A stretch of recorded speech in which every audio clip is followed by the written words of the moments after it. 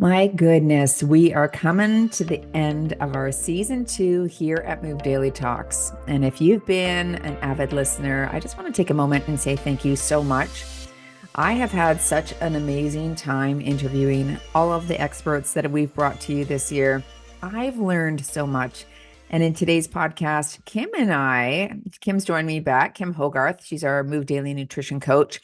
And we're going to just review some of the things that we've learned this year. We're going to answer some of your questions. So we put it in our Move Daily Hustle Facebook group. If you're not a part of that group, it's a public group. So please join us. It's people like us doing things like this forever and ever. Amen. And so we'd love to have you in that group to build camaraderie, connection, community, and have your questions answered because there's a lot. There's a lot to understand. There's a lot to know moving forward in your fitness, wellness, and nutrition. And there's a lot of information out there on the internet as well, isn't there? Social media is just flooding my feeds all of the time with things that I should do, how to optimize. Well, we're going to talk about all of that today. And we just love that you're here with us. So a little housekeeping. This is going to be our last episode of this season.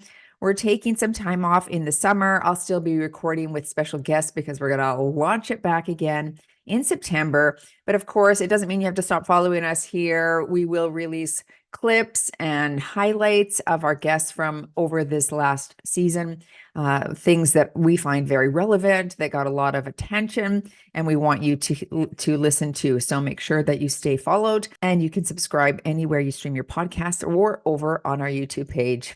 Some of the questions that came from our group was, does lifting heavy actually matter? How do we find the right amount of exercise to reduce our belly fat, especially in menopause? What's an effective split, total body or muscle group splits?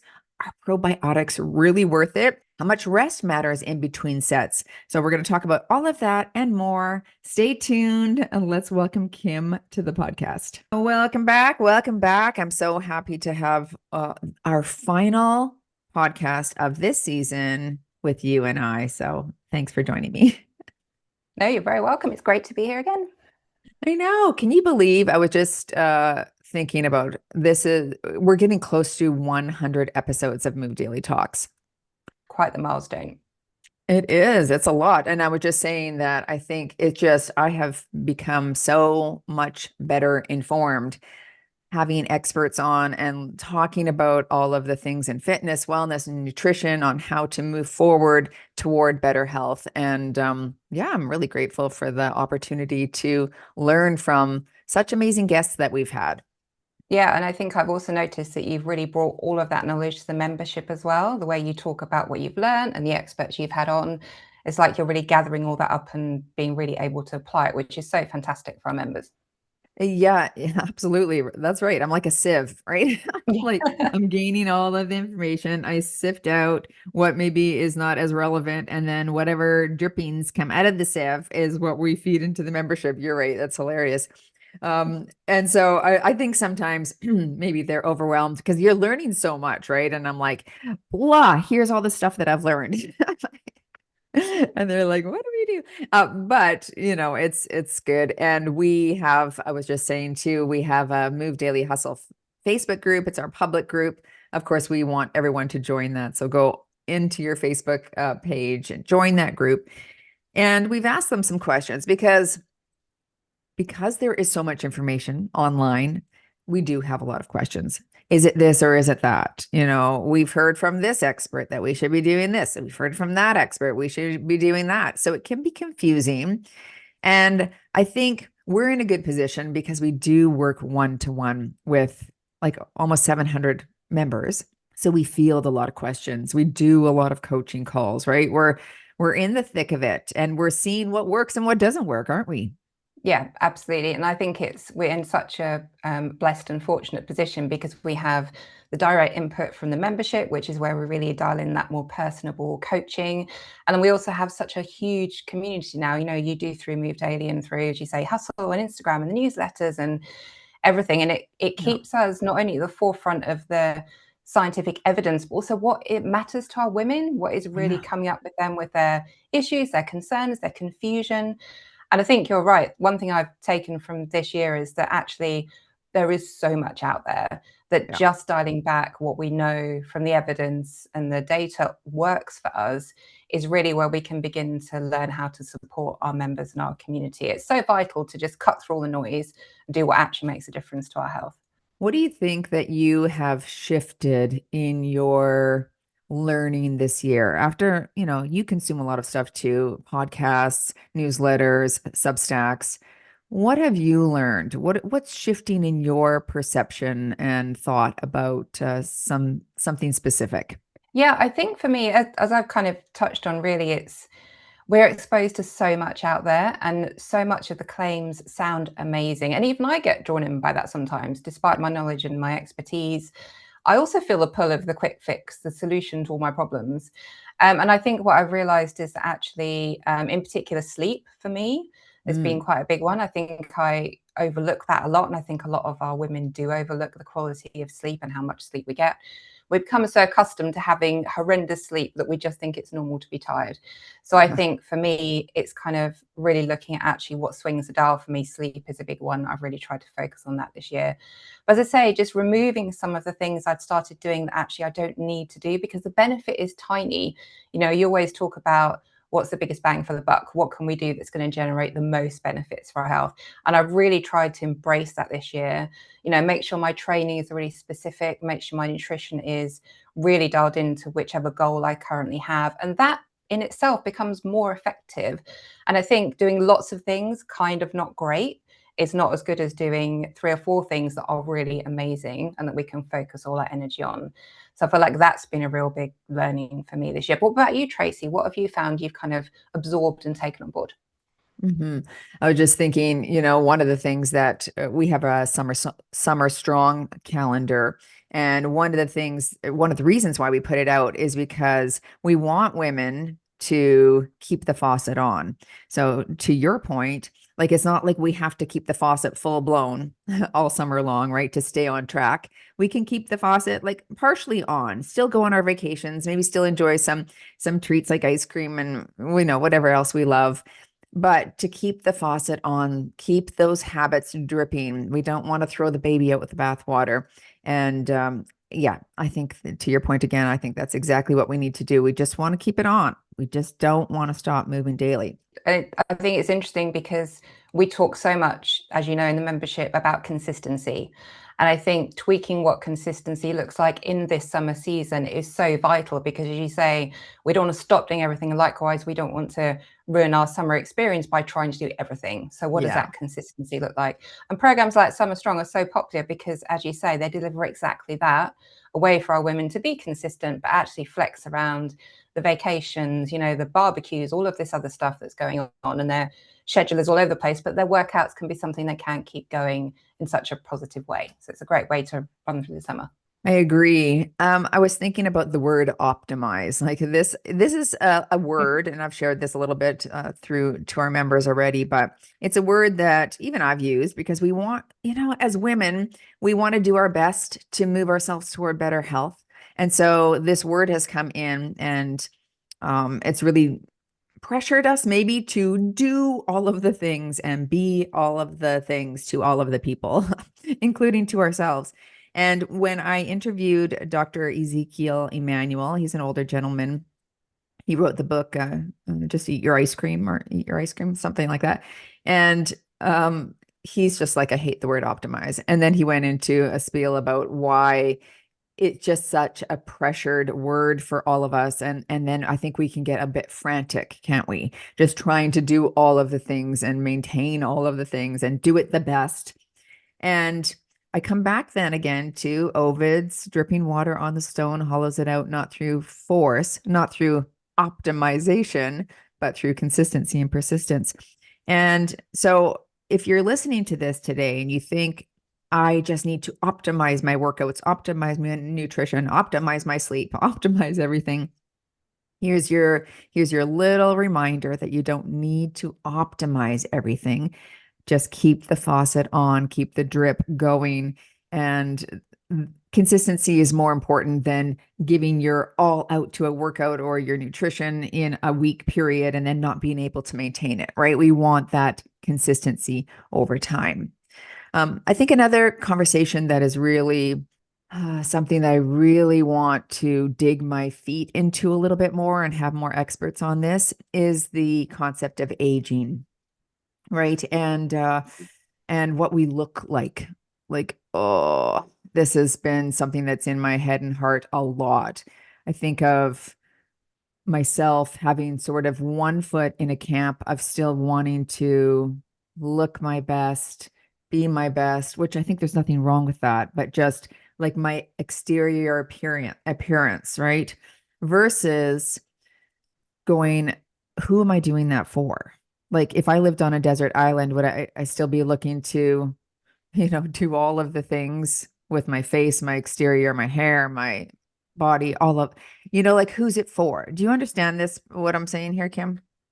Yeah, I get you completely. And I think in particular with the advent of GLP-1s, which are a miracle drug that they are becoming available for so many people, but also we know unfortunately are being quote unquote abused by many people who are already in a lean body, but yet they feel the need to be even leaner. We No. are beginning to get this version of women who don't age, who seem to stand still, and also are getting thinner. Muscle mass is almost becoming something that we don't want because it makes us appear bulkier and bigger. And I think that just reinforces what you've been saying about actually what is aging. And we talk about aging so negatively for the most part, Oh, as well, it's more mhm. wrinkles, it's creakier bones, it's gaining menopausal weight, it's all these awful negative things. Whereas actually, we should just be fortunate to be alive, to be functioning, to be Totally. moving daily still. I think it's such a blessing. But I do think you're absolutely right in that it's quite a quandary in all of our minds as women because we do want to present ourselves well. And also, we work hard for our bodies. And there's no shame in saying that. We want to be able to feel confident, to show that off. But then, as you say, are we doing it for us or are we doing it because we want approval? We want to stand against our peers and look quote unquote good in compared to our age. I get a buzz when people don't realize I'm about to turn 50 and they're like, oh my goodness, I thought you were like 45. I was like, oh, that's kind of cool. But then why do I feel that way? I Does it know. really matter? Why? It's hard, isn't it? So hard. It is hard, but I don't know. I really struggle with it right now. I had Dr. Hilary McBride on the podcast. She's a psychologist. She brought me a lot of sound thoughts about this and about aging and becoming the crone. When she Mm-hmm. used that language, I'm like, it made me feel empowered and like rise up in my age and be proud of that and not hide that and accept that and love that. So I want to go down that path more. I want to take my foot out of the camp of having to appear for everyone else and really empower myself. There are a bunch of pretty good social media accounts that I follow that make me feel more empowered. There's one called Silver Lining, The Midlife Muse, Dr. Hilary McBride, Alexis Light. So these are some of them. I'll try to link those in the show notes below, folks, just so if you want to follow women too that make you feel empowered. Yeah, I don't want the conversation to be about the exterior anymore. I really want to transition that to what's inside and the power that we hold as women. Yeah, I think that's wonderful. And I think it's interesting sort of listening to you talk there. It's almost about the confidence you feel as you age and being able to show your wisdom, your experience, all these beneficial things about us getting older. And it not just being about what physically you've done to preserve your appearance. I think it's more about we can be proud as women because we have worked hard. We've had children or we've raised families, we've had husbands, whatever that looks like for us. And it's now time for us to go, wow, actually, look at all this life experience, this joy, what we can give back now to the world that we've earned over the periods of decades we've been here. And it's almost about realizing positive aging is about way more than just what we look like, about not having too many wrinkles. It's about actually our minds, our experience, our love, our generosity, Mhm. our ability to share with our community. And that is where we can almost try to lean into that a little bit more than the appearance side, just to realize we're worth so much more than that, to coin the Yeah, phrase. yeah, absolutely. We are. Well, part of us, yes, still have, again, we look at our health. We want to make sure that we are our healthiest selves as we age. So there are things that we could improve upon, right? Our cardiovascular fitness, our muscle tone, our muscle mass, our visceral fat, belly fat. And this is a conversation, of course, that we hear so often from our followers is, oh my goodness, I've got this menopause belly. How do I get rid of it? And one of the questions from one of our listeners was this, and I'm going to direct this to you, Kim, how to find the right amount of exercise that will get rid of the increasing menopause belly. My workout sessions are always over an hour, generally an hour and 30, but is that too much in my 50s? Yeah, and I think I love this question because it kind of sums up so many of the concerns and perhaps the misinformation that we are seeing from our members out there. But firstly, just to say, I can really empathize with this member of our community.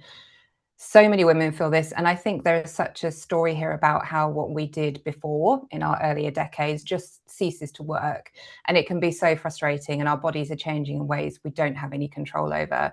So I think it's just to give this lady some grace and to say thank you for raising this question, because it's a really difficult place to be, but there are very many elements to this question it'd be super just to dive into. So firstly, it's really important to say that when it comes to losing body fat, which is essentially what this question is kind of centering on, is that comes from a consistent calorie deficit, not in its entirety from the amount in which you exercise.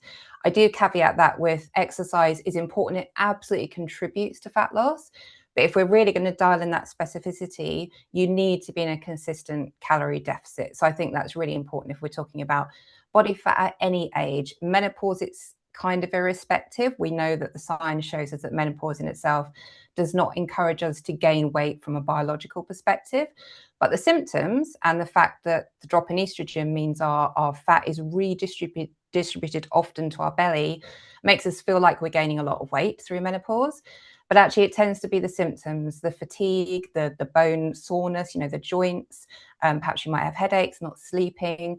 They can all make us move less That's inclined right. to exercise, perhaps more inclined to reach for the highly palatable foods. So staying in that calorie deficit can be really, really hard. But essentially, that's what this lady needs to consider. Less so the exercise, more the nutrition and understanding her calories. That's really useful. And the only other part I'd like to touch on here is that she is exercising a lot. Now, for some people, this can actually be absolutely fine. If you're accustomed to longer sessions and you've been doing that for a while and your recovery is still good, it's Right. kind of okay to be in that space. But I'd always caution upon doing more thinking you're going to get more, because actually, again, a lot of the research shows us that you can really have a relatively minimum amount of exercise to equate great health benefits. So whereas we might be talking here, if she's doing multiple sessions of 1.5 hours a week, perhaps that should maybe mean like 3 or 4 sessions of 45 minutes a week, and she probably gained just as many benefits from a health perspective That's right. and Yeah. give herself back a whole load of time as well. Yeah. So I feel like this question has loads in it. But Tracy, what do you think about where this lady's at? Yeah, well, that's it. I mean, you yourself have experienced this, right? Sort of the diminishing returns as you add more and more and more and more exercise on. And one of the things that can lead to is burnout. It can lead to injury, and then you're behind the eight ball, right? If that's the case. So I love your advice, Kim. I totally agree and think that it all comes down to that calorie deficit and how accurate you are. I think people guess, they don't track, and I understand that tracking's not for everyone. Sometimes people have had disordered eating and they don't want to go back to that. But for precision, I've had a couple coaching calls, one-to-one calls this week, and I asked the women, do you track your food like accurately? And they didn't, and they weren't losing weight. And I'm like, it's just, I mean, that would be the place to start. That's what I would suggest if it's not contraindicated for you and your psychology. But yeah, I think accuracy is really key. And they even did a study with women to see how accurate people were in their tracking. And as women got older, I think in the age 50, 60, 70, in there, their tracking became less and less accurate, right? The 20, 30-year-olds were like dialed in. And then we just kind of popped, in Costco, just all of the samples in our mouth and didn't track those, or extra sips or licks or drinks, and so if someone were following you and looking at all of the things that you consumed and you're like, oh, I am in a calorie deficit. I don't know why I'm losing weight. You're not. You're not in a calorie deficit. That's why you're not losing weight. Generally, I mean, the majority of the time, right? I mean, there could be some diseases that cause, but very seldom is that the case. It's just that you haven't been tracking accurately. Thoughts? Yeah, I think it's so true. I know a lot of the one-to-one calls I've also had have really kind of displayed that. And it's so interesting because when I have our one-to-one clients, start tracking, for those of you, as you say, where it's appropriate to do so, it's so eye-opening for them, which I feel is that there can be some shame around that, I think, because sometimes, I meet women who are like, but I eat so healthily, I'm sure I must be in a deficit, but I just can't lose weight. And then it's almost like you're calling their bluff because like, well, let's track it. And then it comes back with being considerably more calories than they thought. But there's no shame. It should be empowering that we then have this knowledge, because then we can work with them to actually tweak their diary and their diet down a little bit. And actually it's often easier to get to the place of being in deficit than we think it is. But without that knowledge, you just can't guess, as you say. And all the research shows us that we as human beings always underestimate what we're eating completely. As you say, the tidbits, the snacks, the morsels off the plate. When also, as we're aging, and quite often, a lot of our women are already relatively lean, they want to lose some more weight, maybe it's the last 10, 15 pounds. Your deficit has to be so spot on to affect any kind of difference that it takes almost nothing to push you out of it. That's so true. Again, the accuracy with the tracking, the understanding what's going into your body is absolutely vital, so we can get the women the results they want, because in the end, why are we wasting our time otherwise? Yeah. Wonderful. Well, should we have a question for you, Tracy? We have one right here from one of our community members. Super. So how much does consistent heavy lifting actually really matter? As long as we're lifting, is that not enough? Well, as long as you're lifting, that is wonderful, right? Let's do minimal effective dose here. Minimal effective dose is still a great dose. And so I want everyone to hear that recommended is the minimal of 2 times a week lifting. And if you're doing that and you're just like, I can't lift heavy, I don't have access to these things in my gym, I don't even go to a gym, I have lighter dumbbells at home. I think if you're moving daily, you're winning. So just keep that in the back of your mind. Now, if you want to progress, then we have to change the stimulus, right? Like you can't keep things the same and expect to progress. So one of the things that's happening as we age is that we're declining in lean mass, right? That's just going to happen unless you do something to mitigate that loss. You're also declining in strength, and that will happen unless you do something to mitigate that loss. And that is problematic because that impacts our stability, our fracture risk, our posture. It impacts so much. So if you're not doing something, you're just going to lose it. And we've seen seniors with the Dowager's hump. We've seen like people with walkers at the age of 70. Like we know people in our lives that experience this. So if you don't want that, let's do something to fix that. Now, does lifting heavy actually really matter? So it does matter. And I know a big social media push is to lift heavy, lift heavy, lift heavy, do 11 push-ups from your toes, do this, do that, right? And we can still build muscle across a wide range of reps, right? You can build muscle at 5 reps, you could build muscle at 15 to 20 reps. The caveat always is that you challenge the muscles toward the failure point. So if you're doing that, hypertrophy will happen. If you dial in your protein intake, that's going to be an amazing way to help your body increase lean mass. So if you only have lighter weights, you can still build muscle as long as you push those muscles toward that failure point. Now, what about strength? Can you maintain strength with light weights? No, not really. You need to move heavier loads for that. And here are a few reasons why that's important. Strength training, where we're lifting maybe in that lower rep range, 4 to 6 reps, 4 to 8 reps, is going to help preserve your fast twitch muscle fibers a little bit better. And these are the fibers that are responsible for things like your strength, your power, your balance. Okay, quick reactions. So we do explosive jumps like broad jumps a lot. I know I talk about this within our workouts. Why are we doing broad jumps so much? And that's part of the reason why we want to stimulate those fast twitch muscle fibers. So it can also help maintain strength as we age, of course, not just muscle size. So I've already mentioned why that's so important. We want to be able to do the things we want to do as we age, lift our suitcase into the overhead bin, right? Pull a heavy wheelbarrow in our garden, grab our suitcase, whatever it is that you want to be able to do. Strength is going to be needed as you age, or else we're going to have to rely on other people to do some of these things. But it can also protect power and speed. We think about doing a heavier deadlift or a heavier squat and how much explosive power needs to be in our quads and glutes in order to drive ourselves up with a heavy load. So these are qualities that are linked to healthy aging, and that loss of power occurs earlier and more rapidly than the loss of strength. So if you don't train power and that strength component, then you're going to lose it as well. So very important that we train it. And it doesn't have to be every day of every week. It can be once a week where you're doing something that's a little bit heavier, and then complement that with your other lifting and your other workouts.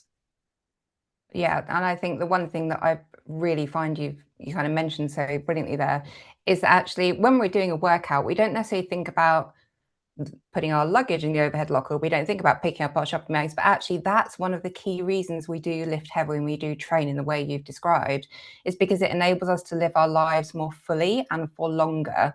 But I think we kind of sometimes there's a bit of a disconnect between our actual workouts and the practical application of that strength that we're gaining.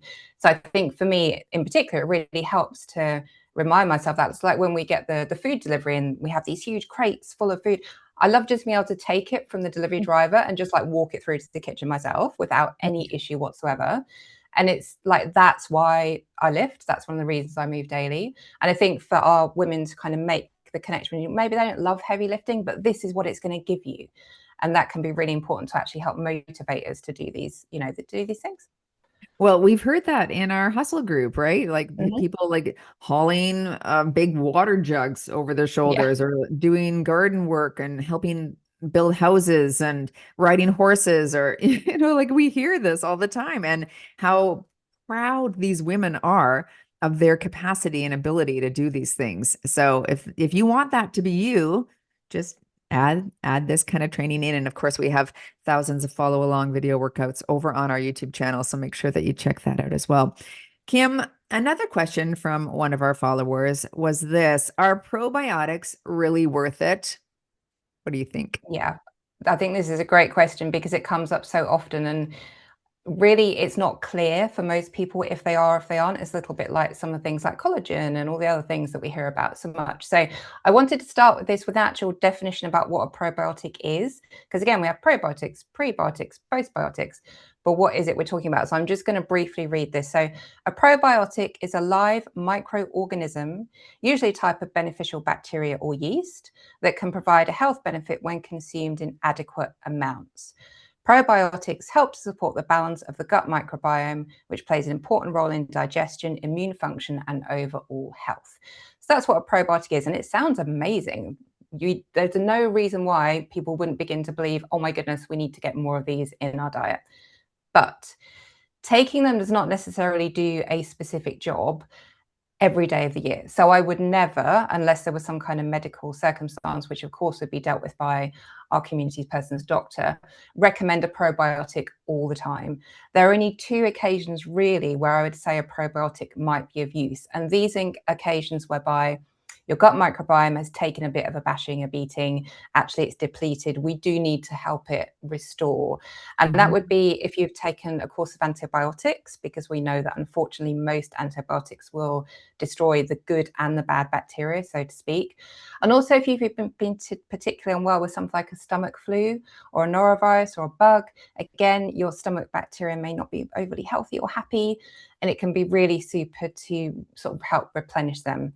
However, the huge caveat when using a probiotic is that you need to be accompanying it with really nutritious, rich foods and fiber, because essentially, if you think about planting a garden, probiotics are the seeds. If you don't water them with great food, they're not going to do anything. They need nutrition, they need food to feast on that will help them multiply and be super happy. And we know, for example, I know you've had Dr. Emily Leeming on before. Tracy talks a lot about the gut bugs and the great bacteria, and actually what we can do to help to restore and replenish our guts. So you really want to combine any probiotic, quite a short period of time, with really nutritious plant-based diet, ideally with some fermentable foods in there, things like kefir, kimchi, miso, all excellent for restoring the gut. But essentially, if we're talking about gut health, really, you just want a varied diet. That is kind of what our guts demand. And if you can just do that and build in a good variety, the 30 plants a week is always a great one to think about. Herbs, spices, nuts, seeds, beans, legumes, all these things will bring fiber, they will bring nutrition and nutrients into our guts. And that is sort of all we need. So probiotic is great, but only in very specific circumstances would I ever recommend. But what about you, Tracy? Have you ever taken a probiotic yourself? Well, no, I haven't. Like in terms of like a daily supplement, right? Like, it was a bandwagon supplement where everyone's like, oh, got to get my probiotics. And no, I've listened to enough experts that we've had on here, Dr. Bolsewitz, yes, Emily Leeming. We've had lots of nutrition experts on here, and all of them would say the same thing as what you just said. So I definitely buy probiotic foods to add to my meals. Right now, I buy sauerkraut, buy it in the refrigerated section so that it's live bacteria. And I add that to my salad and I love it. It's crunchy and sour. And on top of a salad with a vinaigrette, like it all just tastes like salad. It's not like it tastes funny or weird or different, like it's so good. I know I had someone on that said, oh, just add it to your protein shake. And I've tried that and that's disgusting. So I won't be doing that. Just a tablespoon. I'm like, no, thanks. But on a salad, it's delicious. So, and yes, if I've ever had to take antibiotics, one of the things that I heard about that is take them at least 2 hours apart. So you're not, you don't take them at the same time, like your antibiotic and your probiotic, right? So at least 2 hours apart. And yeah, I think that's great advice. Yeah, totally. And I agree. I think there's also, it can be hard because a lot of fermentable foods do have quite a taste to them. They're quite a specialist flavor. But things like, even if you got some kefir and you put a teaspoon of kefir in with your, your fat-free Greek yogurt, perfect. So again, and you adding to your salad as well, you don't have to eat masses of these foods to get those beneficial gut bugs and the bacteria going. Just a kind of a little bit here and there throughout your day is perfect. Absolutely. Wonderful. Okay, so Tracy, we have another question for you. And I love this question because total body part splits, a lot of the programs, I mean, your total body program has been one of the most popular we've had in ages. So I love the fact this question is here. But one of our community members has asked, what is more effective, total body or body part splits? Well, I'll tell you this for free. The best program to do is the one that you're going to do consistently. So if you love a full body split, hit that. If you love a muscle group split where we're really isolating specific muscle groups, hit that. Whatever you can do consistently is ideal. Now, what's wonderful about a total body split is this. And we have lots of these on our channel. And as Kim said, we have a whole calendar that you can follow that's all total body workouts. And what we're trying to do is get adequate volume across a week on all of the specific muscle groups. And Dr. Brad Schoenfeld has said it's anywhere between 10 and 15 sets in a given week in order for hypertrophy to happen. So you need a good amount of volume on your muscles in order to grow muscle. And with a full body split, we're hitting one bicep, one tricep, one quad, one glute, one hamstring, right? So you're not getting any one specific muscle overly sore in that day. That can be beneficial if people just don't love the sore feeling and they don't feel like they can show up again the next day after they've done a glute workout or a chest and tricep only or a back and bicep only or a shoulder only, right? Because there's so much volume on that muscle group, it can tend to be very sore the next day for some people. And so they're like, I'm too sore to work out. I can't. In which case, that's not good because then you're not getting that total volume in the week that you need. But it's great if you're someone who's in a busy season of life right now, and maybe you don't have like 4 to 5 days a week to train. Maybe you only have 2 to 3. Well, that's a great solution. Either an upper or lower split or 2 to 3 full body workouts in your given week, because then you're ensuring that you're hitting all of the major muscle groups, right? And you're accumulating that volume throughout the week. So that's what we're looking for. So it's super if yeah, you're very busy. Secondly, splits can work well when your training volume gets high. So if you really do want to build muscle and all of a sudden now we're training 4 or 5 times a week, this is where a muscle group split can be more beneficial instead of the total body, right? So now we're getting adequate volume on our chest, our triceps, our biceps, like all of the specific groups. And you allow quite a bit of time in between for recovery. So if I were doing a muscle group split, I would design it to be something like this. Maybe Monday is a chest and tricep, Tuesday is a glute and shoulder, rest on Wednesday, Thursday is a back and bicep. So see, now it's been a long time since we've, hit the arms. It was back on Monday. So now we've got a different muscle group on Thursday. Friday might be legs, all of the leg muscles, and then Saturday might be something like a full body just to tie up the whole week. So that could be a version of a split workout. And for women who have more time to train and who really want to get that volume on all of the specific groups, split training might be a more prudent way to go about that. But again, back to the full body split, it won't make you quite as sore. It can be more time efficient if you're busy. And it can be done sort of back to back too, because you're not putting so much volume on each specific group. Again, biceps might only get one exercise. So you can do another full body workout the next day because you're going to hit another bicep exercise, but probably only one. So hopefully that makes a little bit of sense to you folks, but honestly, do what you love, do what you're going to be consistent with, because that is the biggest driver of change, is showing up again tomorrow. Yeah, I think that's great, Tracy. And just sitting here listening to you and just marveling not only your knowledge, of course, and I'm still in awe of how much knowledge and experience you have, but it's the variety of programs that you offer, and obviously including the membership as well. So like you were saying, it's, do what you can do consistently. You offer such a variety of programs now that actually every woman and man can find what they want to do consistently. And I think it's great because actually, if we aren't able to keep up with anything consistently, we're not going to see the benefit of that. But the fact that we have now so many programs, and the membership literally dozens, if not hundreds of membership exclusive sessions in there, along with your programming that you do every month for the membership and every week. It's just amazing. So actually everyone can find something that they need. And if they're not sure of what that is, email us, email me, kim.movedaily@gmail.com, or reach out to us on Facebook. We can always give you suggestions and advice on what program is best suited, for your goals and your body. So please let us know if you have any questions. Absolutely. All right. We have one more question here. Yeah. Yeah, we do indeed. So another lifting question. So how much does resting between sets really matter? Yeah, I know people think that I probably don't rest enough between sets. And one of the challenges is you're leading an online workout, right? If I were in a gym, I'd probably do it a bit differently. But I'm sure people don't want to just sit there and watch me twiddle my thumbs in a rest period. So sometimes we keep the video moving a little bit quicker, but of course we always say pause. If you need more rest time, you can pause the video. But if your goal is strength, right? We talked about strength and power a little bit earlier. Then you want to rest probably longer than you think. Rest periods can average anywhere between 1.5 to even 5 minutes, depending on how heavy you're lifting and like what load you're moving, what your rep range is, and then what your target is. All right. So if your target is to build strength and power, like you see power lifters, they're not going set after set after set. They're resting 2 to 5 minutes in between.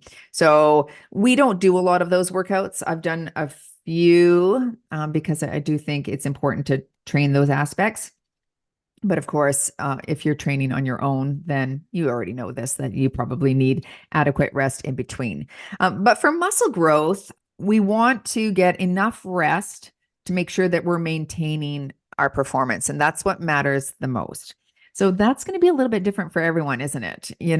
I've listened to a lot from Dr. Lauren Colenso Semple on this topic, and it was quite inspirational to me because people would sometimes say, oh, you need to rest longer. And she came out with a review in 2023.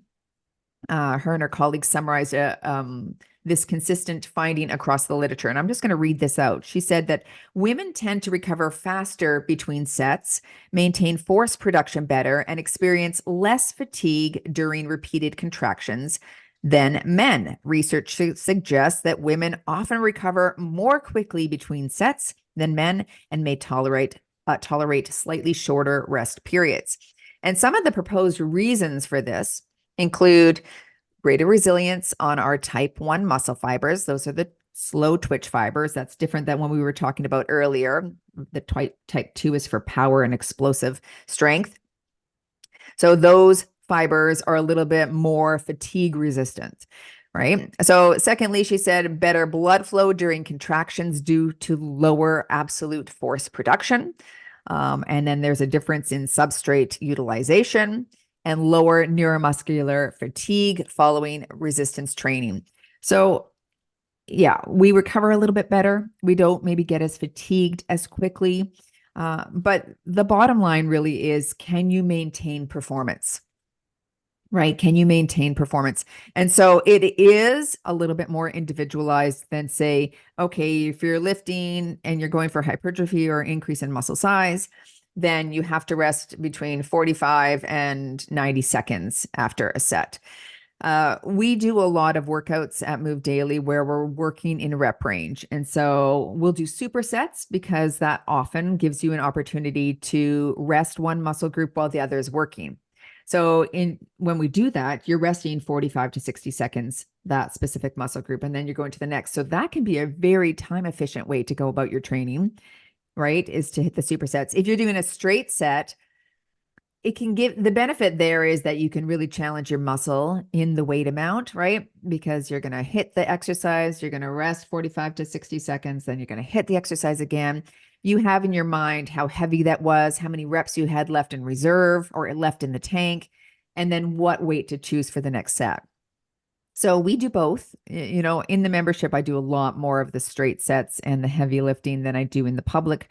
Just they don't tend to do as well on YouTube, which is the reason why there. But we know the importance of, you know, doing some of this heavy lifting and straight sets and strength training. So we definitely want to incorporate those things. But at the end of the day, we rest so that we can maintain performance. And so when I lead a workout, that's what I'm doing for me. Now, we do a lot of workouts that are timed because A, they're easier to follow along to, but also B, they're sort of a twofer, right? I think if your main goal is strength training and power, muscle building, you do want that adequate rest. You don't want to throw in some cardio elements of it because you want all of your energy to be for the strength training. But if one of your targets is fat loss or maximizing your time, maybe you're very busy, you want to kind of get a little bit of everything in, then having shorter rest periods between the sets, incorporating some elements of cardiovascular training, jump training, just even bone stimulation training, like jumps and hops, that can be beneficial too. So I like both, right? And there are trainers that do one or the other, and more power to them. I mean, there's lots of people that you can follow on YouTube, but I like incorporating both because I want those benefits in my life. So that's why I'm doing it. I want to train my heart and decrease, you know, my belly fat. I mean, most of that is through diet, as we've mentioned earlier, but you can increase caloric expenditure when you're moving faster, when you're resting less, when you're doing cardio work within your workout. But I also want, and I have workouts that are just isolated towards strength training. I also want to build lean mass, and I also want to improve my power and strength. So we offer both. We're team both here at Move Daily. And yeah, the bottom line is performance matters, correct form matters. So we never want to train through pain. We want to maintain form. So if you feel like you're losing it, then it's likely that you need a little bit more rest. Yeah, I think that's great, Tracy. And I think the litmus test, as you say, really is performance. If you can show up and you feel good and energized, And of course, rest in between workouts also matters, that recovery. I know we haven't mentioned yet, but protein, as we know, getting in enough protein around our training, around our daily lives, making sure we spread that across, making sure it's up high enough to support our recovery, again, is super important. But I think it's such a great how we feel and our ability, when we're coming to our next session with you and it's like, well, actually, I really just don't feel like it today. I'm already feeling drained. That is a great sign that maybe you do need more rest, or perhaps you just need to hit that pause button, as you say. So many women don't like hitting the pause button, but just hit pause and take a break. They're It's actually a afraid they're great going to way lose to get through the workout. They're afraid they're going to lose their progress. Mm-hmm. You won't lose Yeah, it. which is crazy. And it's such a shame. So women, hit the pause if you need it. Finish the session. That's way better than powering through it and then just feeling so fatigued and exhausted. Someone said to me the other day, like, I don't know what to do on my vacation. I'm nervous. I'm going to lose all my stuff. I'm going for 2 weeks. I'm like, do you think you'll come back to your workouts when you're done? Like, is this your identity now? She's like, oh yeah. I'm like, don't worry about it. You're a good girl. You are 100%, good. yes. Enjoy the vacation. We all need them. Absolutely. Absolutely. Kim, thank you for being our guest today in our final episode of this season. Season 3 will start back in September. So thank you so much for being a part of our community, folks. Join our Move Daily Hustle group. Follow us over on YouTube and be sure to be subscribed to this podcast. You just hit the little plus sign or subscribe, like I said, over on YouTube or wherever you stream your podcasts. Kim, any final notes, closing notes? I wish everybody the best summer season. Keep moving daily, and we've got lots of exciting things coming later on this year and next year. So keep an eye out for all of that coming soon. Absolutely. Now to all of you, go move daily in your fitness, wellness, and nutrition, and we'll see you all in the next Move Daily Talks.